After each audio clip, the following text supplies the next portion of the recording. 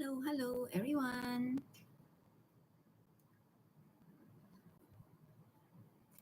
Hi, welcome to the Parenting Talk on 24th of May tonight. So, we are going to talk about emotional management. As a parent, how we train our children to manage their emotion. And I'm going to share with you the practical tips to guide the young hearts and motivate them effectively. Because when they know how to manage their emotion, they can actually self-motivate themselves to walk further in their life. All right. I hope that everyone just had their dinner and now we're going to start our session. First of all, let me introduce myself. My name is Carmen, surname Lu, Carmen Lu, and I'm a certified relationship consultant of LPPKN and also a licensed NLP practitioner and also HRDC accredited trainer. And my profession is actually a communication and leadership coach, and I have been providing training to corporate on communication, leadership, and also sales training. So sales is a kind of like how to have influential mindset, and I also conduct public talk and also private coaching as well. So I personally have married for 23 years. I have a very close godson who is now 21 years old, and my daughter is 18 years old, who is now in pre-university.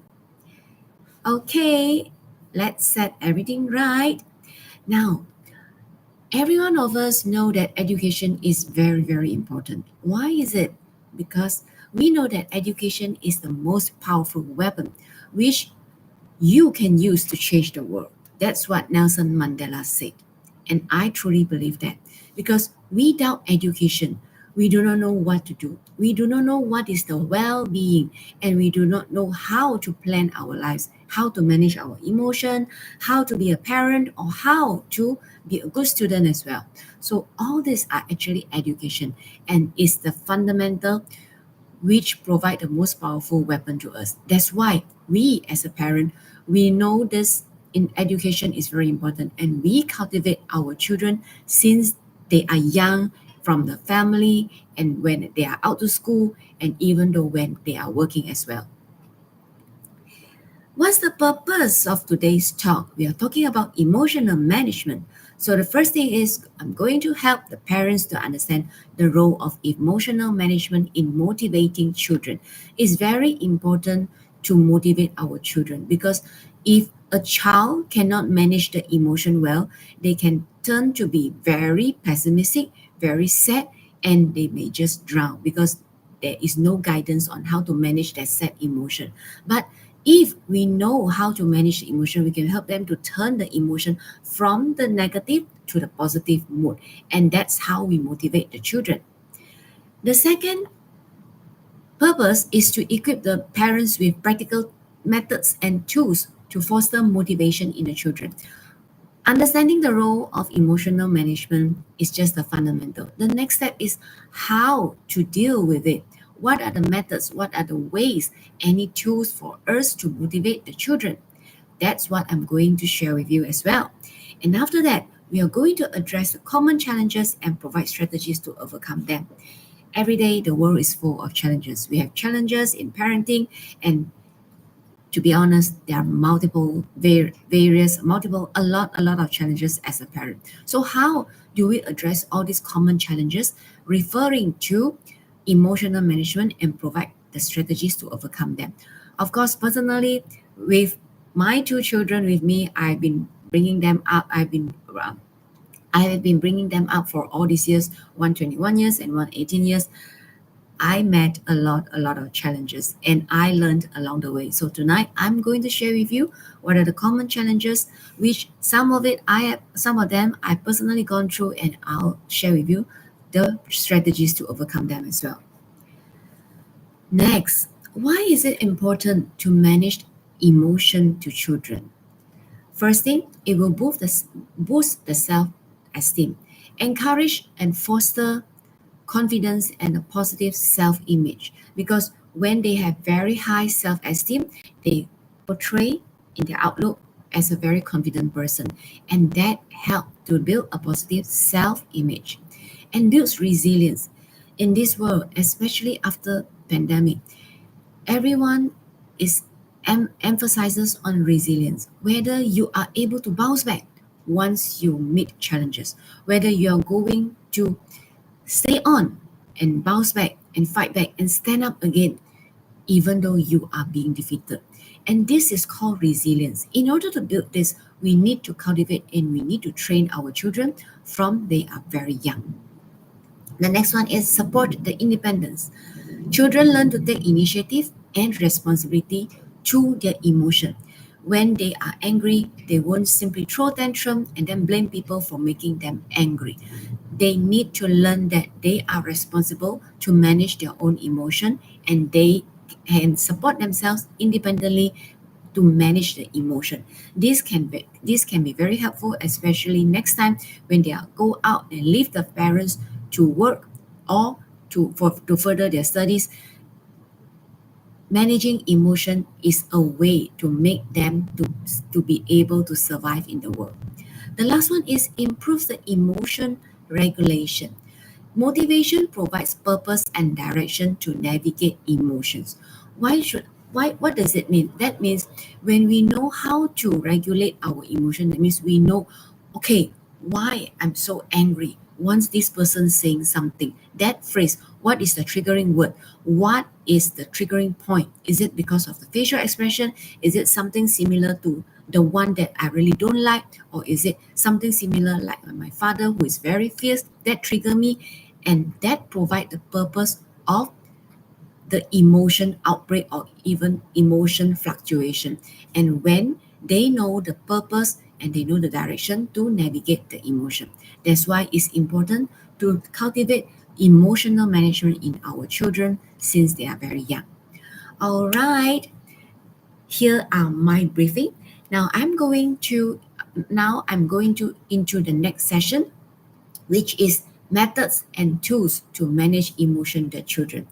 I understand that a lot of parents, we are short of plans or short of ways to deal with children, especially nowadays. Children, they are far more brilliant, far more cleverer than us because they can access to mobile phones since they are young. They know how to scroll the phone and get information. Sometimes the information they get is even faster than us.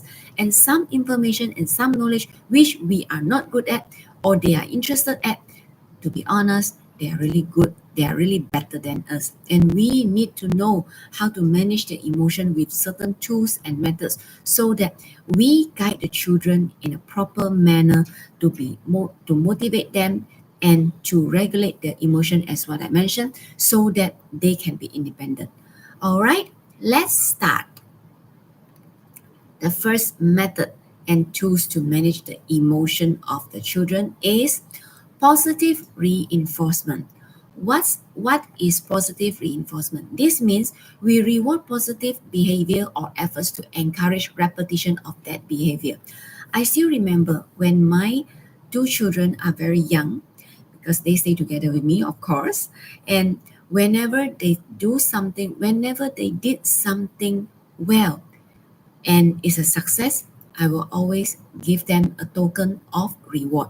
For example, they like to, they like a kind of pop. What is that called? A stick, a biscuit stick, is coated with chocolate or coated with strawberry. I forgot what's the name. And my children, they really like that. And so, whenever they have good behavior, they have positive behavior, I will reward them with them. One example is I still remember there's one time when I brought these two children for a dinner at a restaurant, and somehow suddenly the boy just just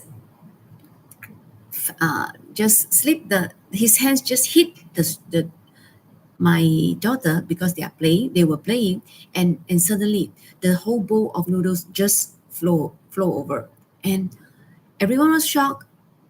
I was shocked as well. And that time I hold myself back to remembering this. positive reinforcement because I want to portray, I want to make this a positive learning to him rather than I start scolding, I start yelling in the public. It's not good. So I told him, it's okay, never mind, it's okay, come. Are you hurt? Do you hurt? Is there, because it's hot soup, are you okay? Everything is fine. And the waiter and waitress help us to pack it, everything, everywhere, and all the mess. And I apologize, of course, to the waiter and waitress as well. And I just kept quiet. I didn't scold him at all. And this positive behavior, I realized that after that, he was more cautious whenever he's talking or playing with my daughter. The interaction between the brother and sister become more and more cautious because they are aware of the environment. They do not simply play and just ignore whatever is around them. So that helped to have to instill a positive behavior in him that you need to observe your surrounding whenever you are playing with your sister. That's how this positive reinforcement acted on him until today. Second one, why is it work? Children feel seen, appreciated, which builds self-esteem, just like the case I mentioned to you. The boy actually felt that, hey, my auntie know that I done something wrong and she didn't scold me. Instead, she checked on me whether I'm okay or not. And after that, then only she explained to me how should I deal with it. And this actually helped to build his self-esteem that next time I'm going to do it better. I'm not going to repeat the same mistake. So this is the way that positive reinforcement works. Tools and examples.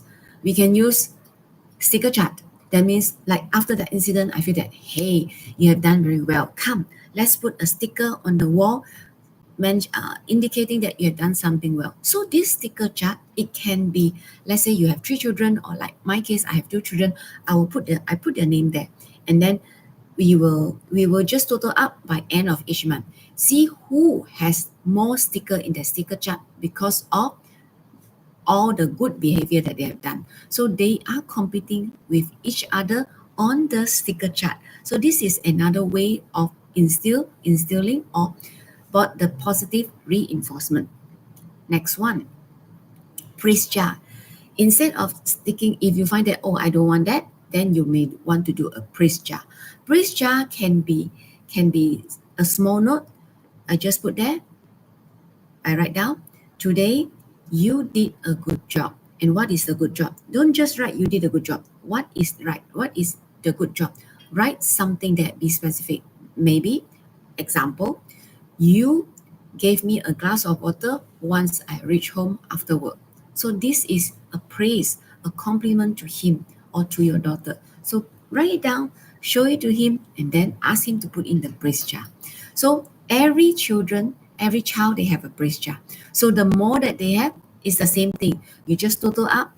You mention at that timeline whether you want to have it every week or every month. So see whose jar is more has more praise note, then that person will get a reward. So that will work in a way as well. The next one is small incentives.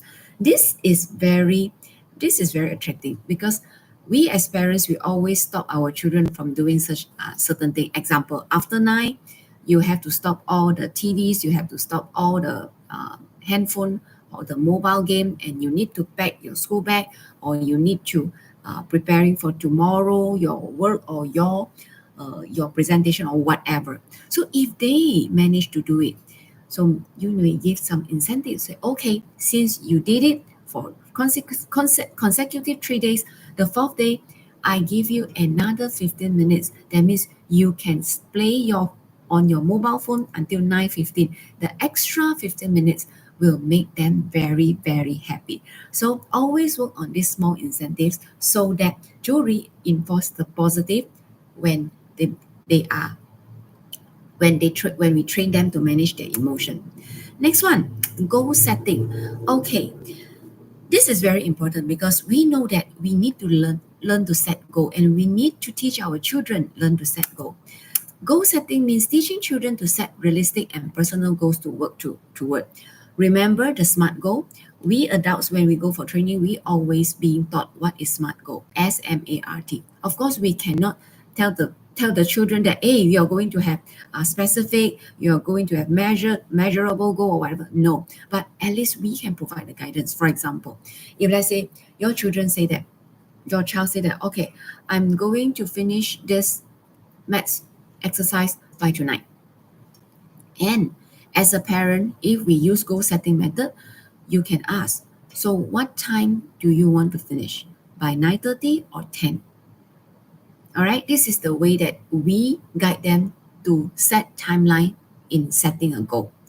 So after a few times, your child will know that, hey, whenever I want to set a goal, there should be when is it, by when I should be accomplished. So this task is going to finish in 1 week's time, 2 days time, the next day. So always set the timeline. So we as an adult, we know the SMART, the SMART, and we use our way to instill this thing into the children's mind. Okay, now next one, why it works? Because it builds discipline, direction, and self-worth when they achieve their goals. So let's say you tell them that you just now the first question is, when do you want to finish your maths? It's 9:30 or 10. So let's say he said 10. And when he managed to finish it by 10, it builds up his discipline because he knows that he set it 10 o'clock and he wants to finish it by 10. So this is how we build the discipline, and the direction is 10 o'clock at night. So once he achieves this goal, his self-worth raise, and that's how he can manage. He's starting to know how to manage his emotion.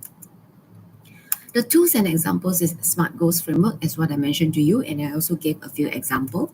And also the visual board.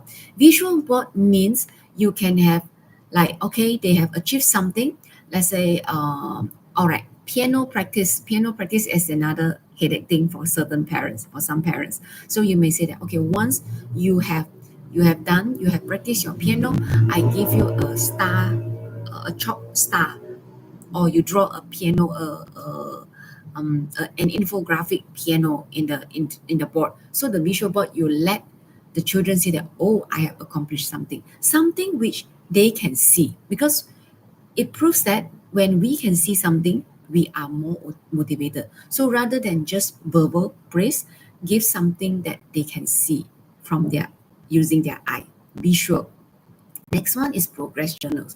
Okay, for children who are very young, it may be very challenging for them to practice journal for like standard 4 and above, 10 years old and above. They can actually write down their journal, guide them to write down their feelings at the end of the day. How do you feel today? Very tired, or being scolded by mommy, and I felt that I'm not a good girl and I need to improve and whatever. This is how we train them to write journal. Instead, we can get the kids to work on the handphone, the mobile phone, with the apps, journal apps. There are journal apps which is very friendly to young children, and use this to guide them to track on their progress. So this progress journal again will help them to set the goal as well. The third one is autonomy and choice. What is that?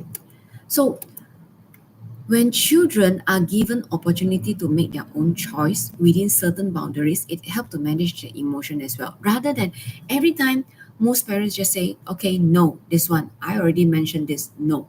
But we let them have the opportunity to make their choice. For example, after dinner, you can ask him, do you want to take a rest first or directly start to do your homework?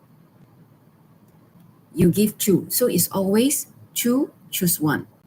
So they start to make their own decision rather than we direct them, we instruct them. Okay, right after your dinner, you have to go and start working on your homework. So this is very instructional. They do not have any autonomy or they do not have choice. But if we want to train them to make choice, to manage their emotion, the best way is give them choices and let them choose. And that's why I say it's within boundary, because boundary means you either do your homework or rest. There's no third choice. So this is how we set the boundaries and train them to manage their emotion. Why it works? Because autonomy also builds confidence, ownership, and decision making skills. They need to decide between the two which one to go for. So this is decision making. And after they choose, they have the sense that, hey, I choose it. So is I actually the sense of ownership is there. And once they make it and they can accomplish it, that builds their confidence level as well. Tools and examples. Choice boards.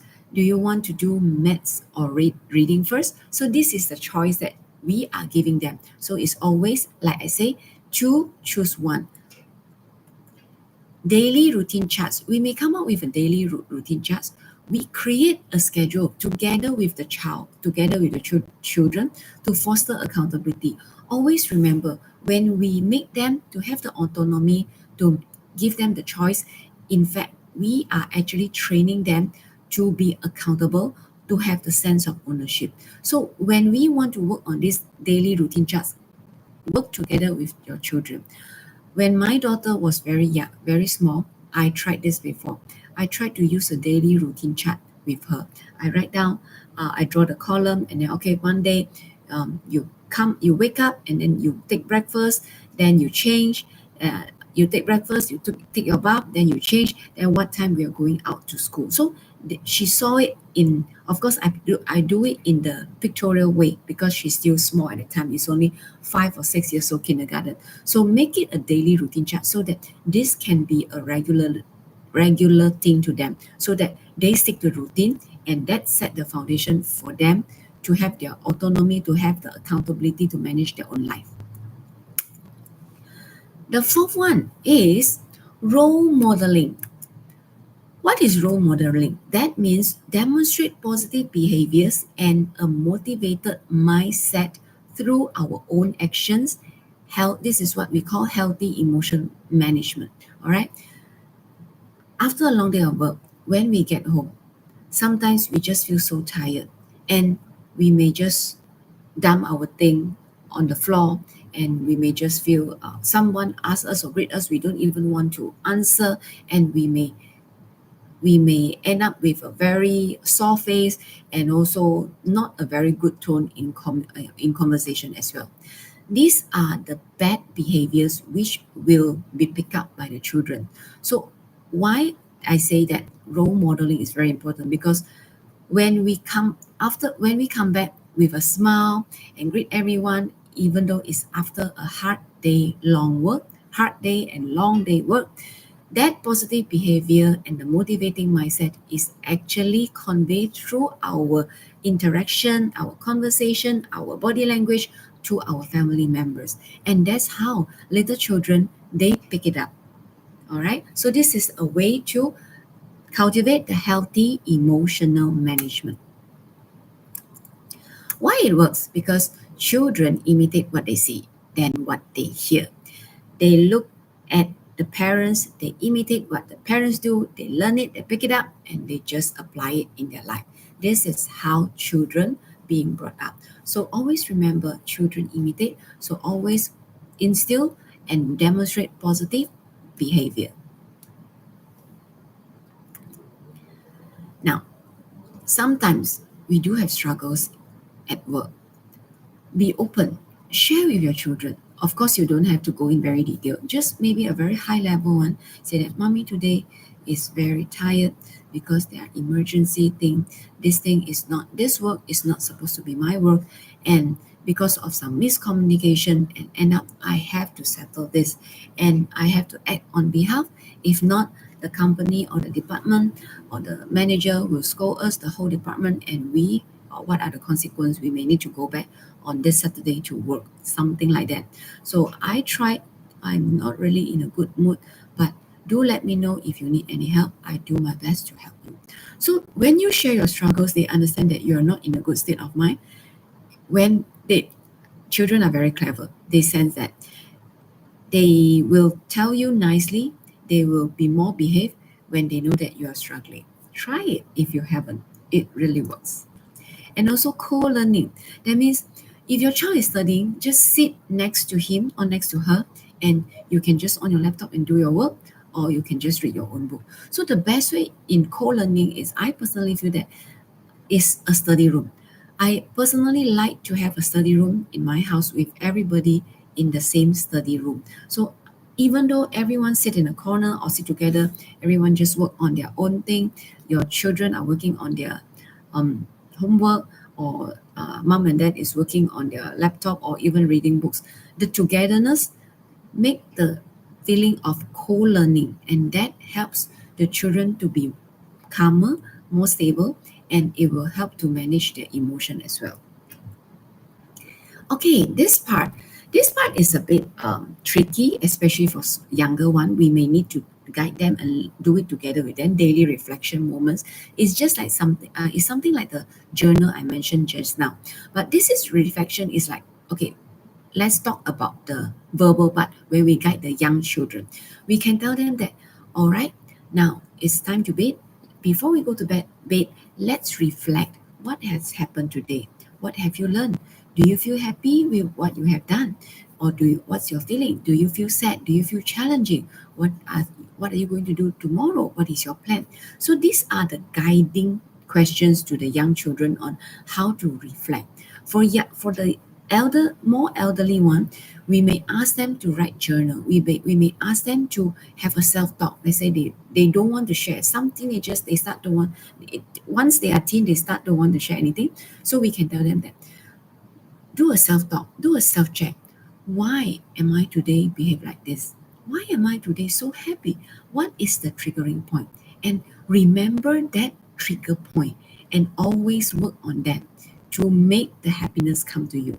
That's what the self-talk happen. And that's what the self-talk can make our emotion hype before sleep, especially before sleep. And this will make the children, or make any human, have a very good sleep and be more energetic the next day. Okay? So these are the 4 methods and tools which I have shared with you. Now let's go into common challenges in managing emotion of children. Okay. I have listed out the first challenge is inconsistent parenting approaches. Example, mixed messages from different caregivers. Daddy said, right after dinner, go to the study room and do your homework. But mommy said, right after dinner, you have to wash your plate first, then only go to the study room and do your homework. If the parents are not aligned, the child will start confused. Whether after dinner, should I wash the plates first? Or should I directly go to the study room? If I wash the plate first, daddy will scold me. Mommy say I'm good girl. But if I go directly to the study room, daddy say I'm good girl, but mommy say that I do not do my work. So it's confusing. All right. So always align. And this impact the children because it will reduces the effectiveness of motivational strategies because they do not know that which direction to go. They were lost. So the solution is parents need to have prior alignment of the direction in educating children.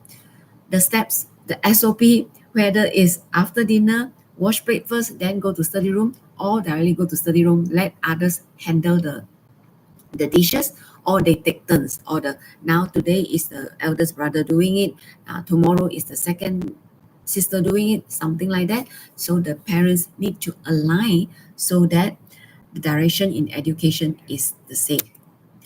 The challenge number 2 is unrealistic expectations. As a parent, sometimes we expect too much or we expect too soon, and it may seem to be like perfection or advanced skills to the children, and this may cause anxiety, fear of failure, and also resistance of trying. I give you an example. I still remember my godson when he was young. He told me that he's interested to join the storytelling competition. At that time, I think it's standard 1 or standard 2. I can't really remember. It's just early primary school. And to be honest, he did not know what to do, even though I guide him. And somehow I have certain expectation because, like I say, I've been doing public speaking, I've been training. So I have certain expectation in him. And that expectation actually caused him anxious and fear of failure. And although at the end I encouraged him, he still make it to the stage, but somehow I felt that after that I need to do a lot of refinement so that in order to reduce his anxiety. And today he actually can speak well. He can whenever he meet strangers as well, because he's in uh, his work. His work needs to meet a lot. He's having a part-time work.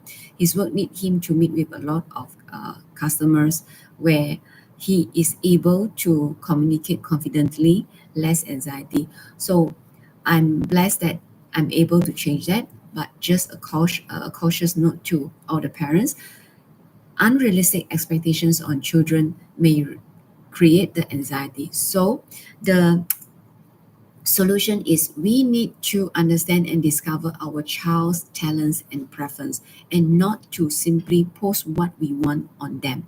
So it's unfair to them. So always look for their talents and develop from there. Even though they say yes, like my nephew, he said that he wants to explore that. I or the parent may know that it's not that level yet. So just gauge the level as and when we just pull up a bit, but it's to the level which the child is comfortable. Okay. Next, the third challenge is overuse of rewards. Okay. Just now I mentioned about rewards, but if we give rewards too constantly, it may lead to the dependency on the reward. That means every task they do, they expect reward. Okay, mommy, I washed the dish. Mommy, I finished the homework. Okay, mommy, I have washed my white school shoe over the weekend. What can I get?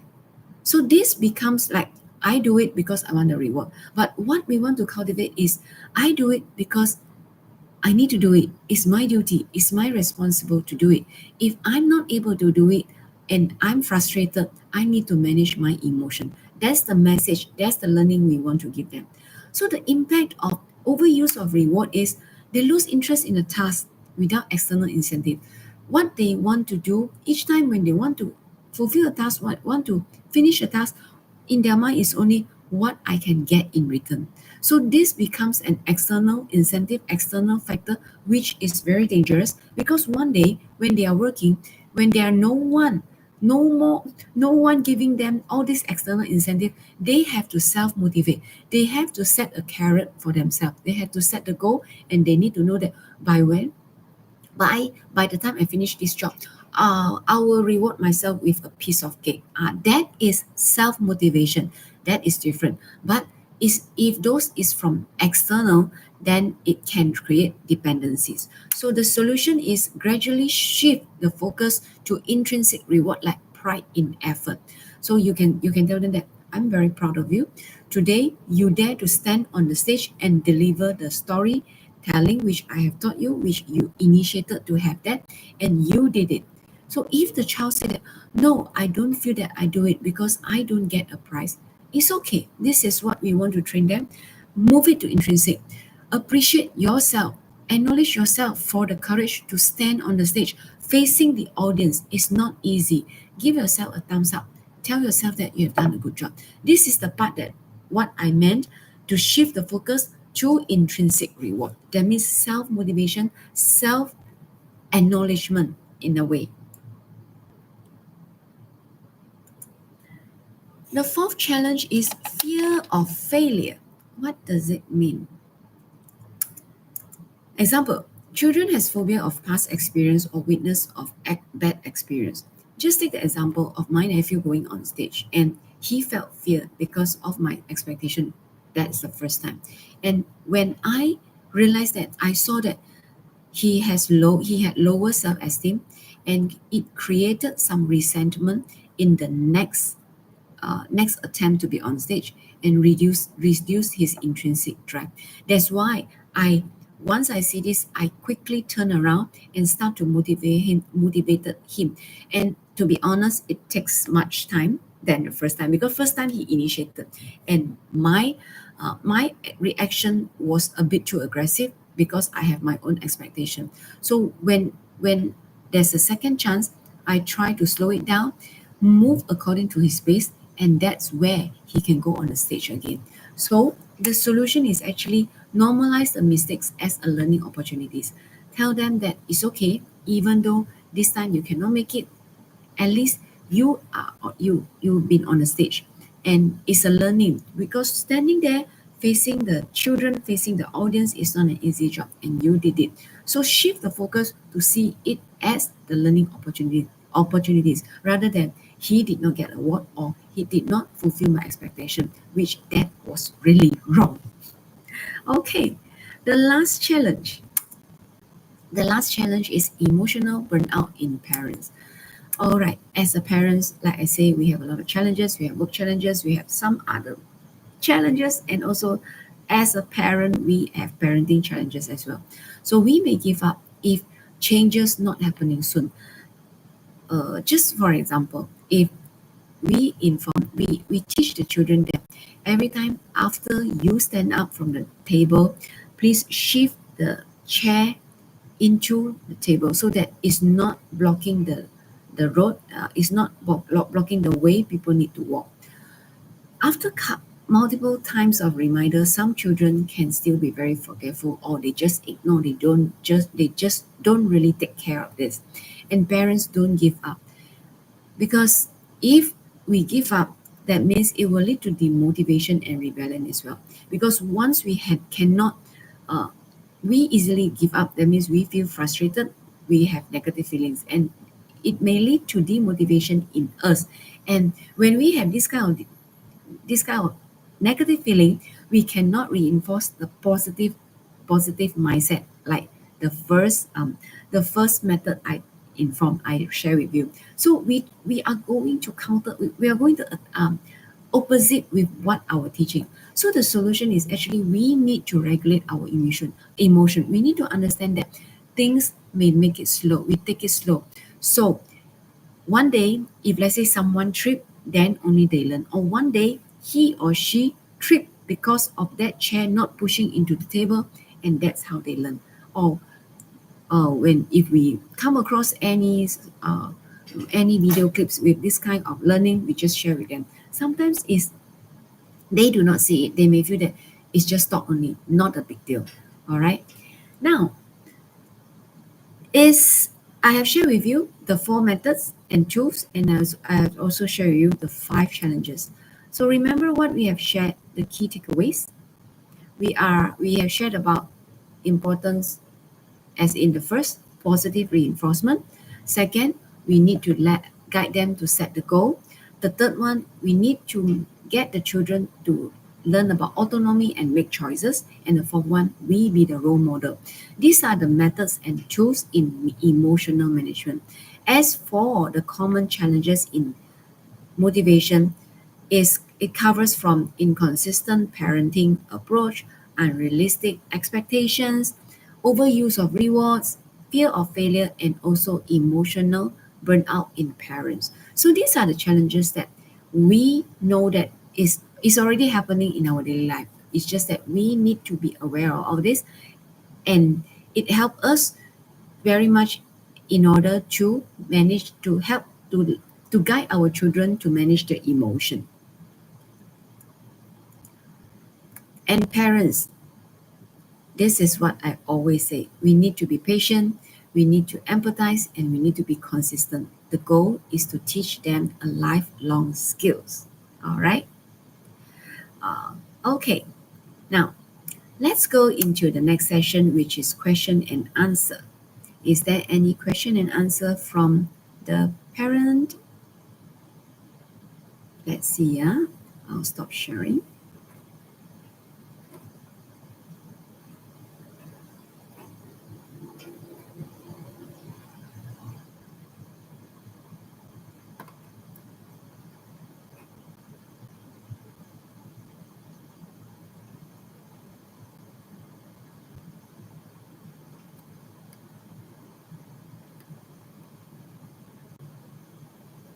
Okay, here come our question and answer.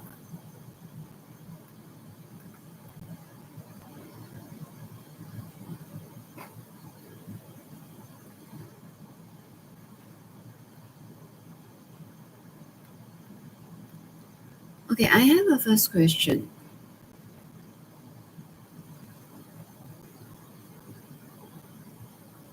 Okay, everyone can still see my screen. Good.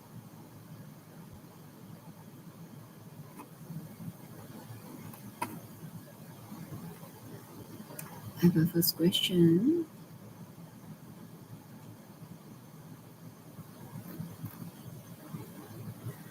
How do I help my child when they have emotional outbreaks? Okay, it's a common thing, children with emotional outbreaks, but it's just that how are we going to help them? Is we as parents, we know that is something which we need to help them, all right? Now, we have to stay calm first thing. When they have emotional outbreak, don't jump and scream at them and shout back at them as well. Stay calm and pause before we react. Name the emotion. For example, I see that you are feeling very angry, or I see that you are very sad. And offer tools like now take a deep breath, calm, stay calm, or you want to sit aside to find your own space. Let them manage themselves.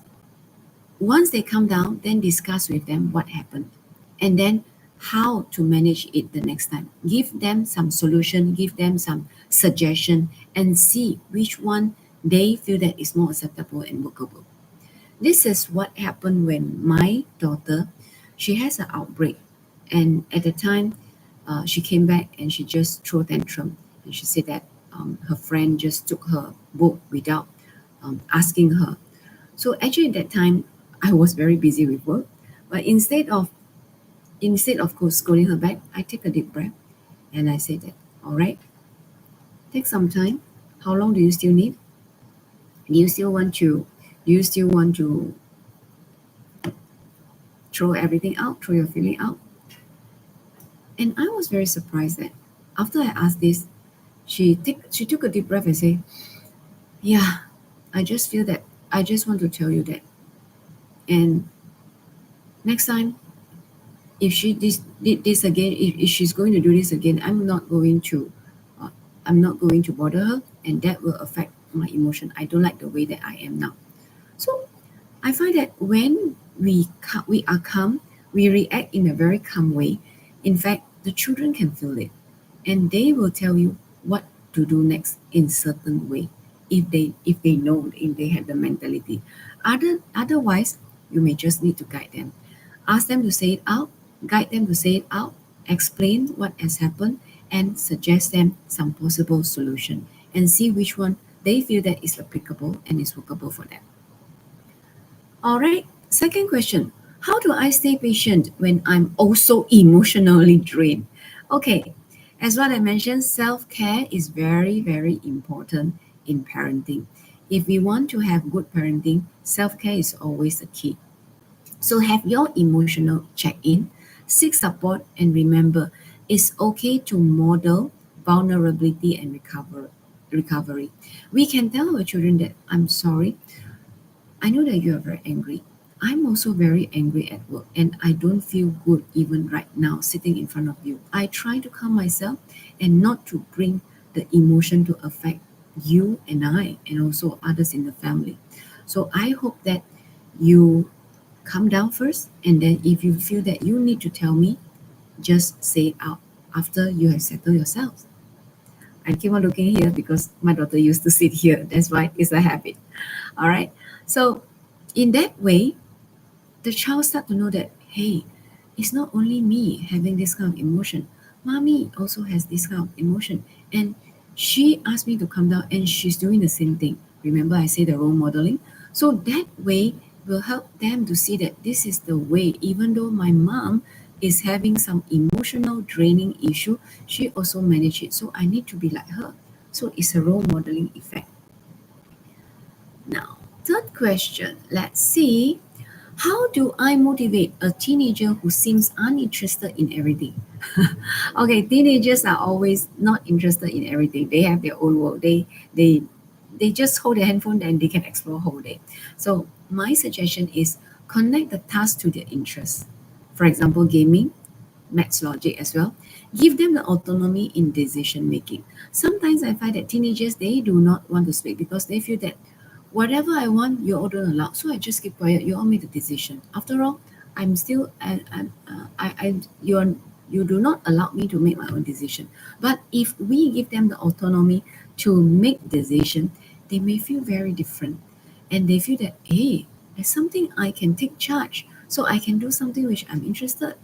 And sometimes lack of motivation signals the overwhelm. We need to help them and break them into small tasks as well. Okay, this like, okay, um the suggestion is actually connect the task to their interest and give them the autonomy in decision making. Let's take gaming as that interest, and this is what we want them to do.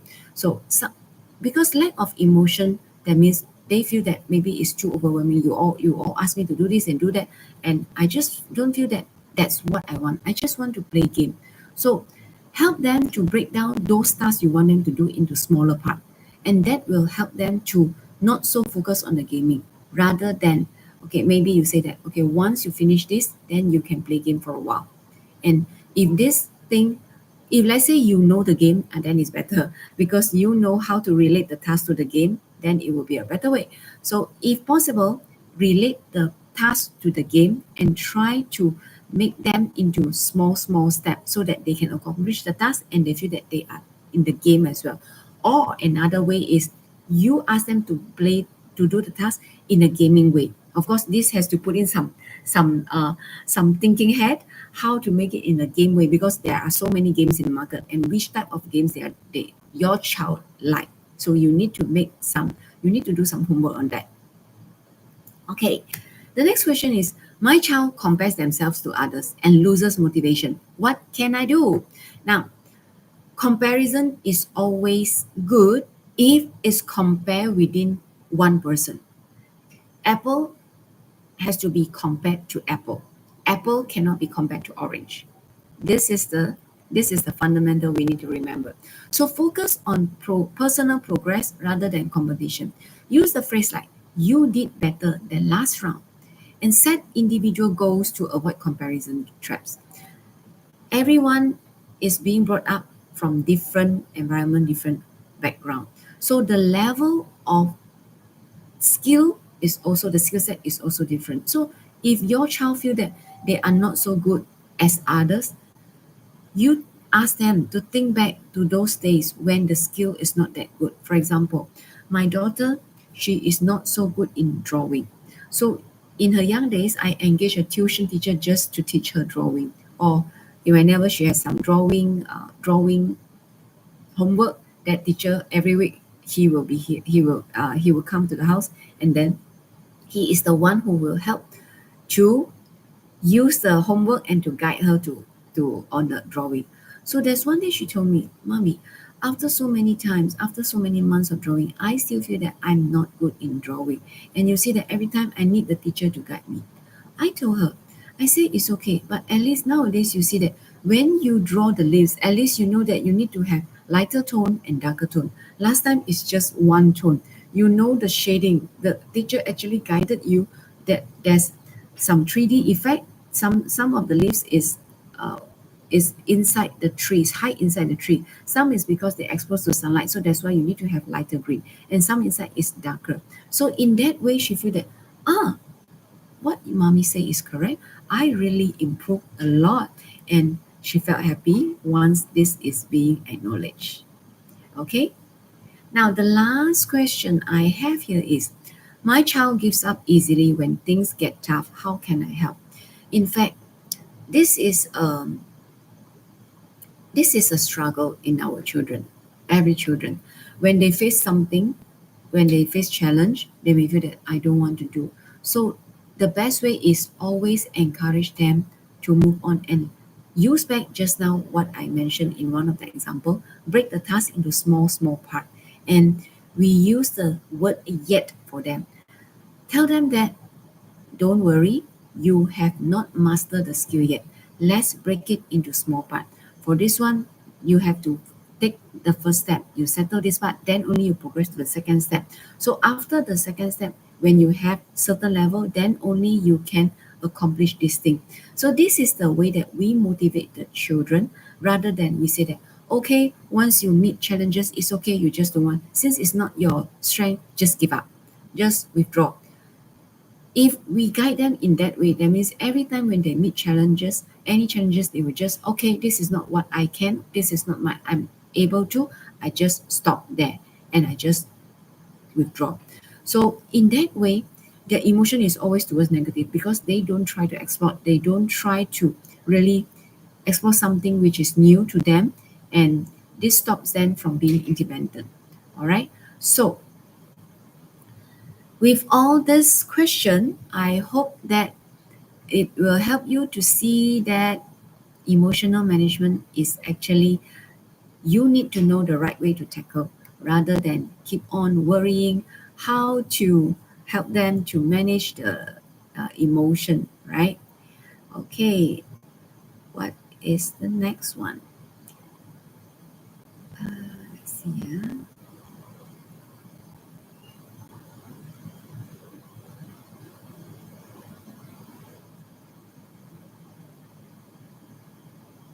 Okay, there's one task I would like you to do is practice one method this week and check on your child's response. If you haven't tried any of that, or if you find that one of the tools and methods I shared with you is workable, just practice one next week, this week, yeah, from tomorrow onwards, and you check on your child's response because you are doing something which is not you normally do. So your child may have different response. All right. And I have two books to recommend to you on helping you to manage the children emotion, raising an emotionally intelligent child by Dr. John Gottman. The focus is actually teaching kids emotional awareness and resilience, how we raise a kid with very high EQ. The second book is How to Talk So Kids Will Listen and Listen So Kids Will Talk. It's by Adele Faber and Elaine Maslish. The focus is actually effective communication techniques to motivate and connect with children. All right. So these are the two books I would like to recommend to you so that you have certain guidance on how to guide your children to manage their emotion. And our next lesson, next month, upcoming lesson will be critical thinking and problem solving skills in children. So this is what I'm going to share with you. Thank you everyone for staying with me and have a good night. Happy weekend as well. Thank you. Bye bye.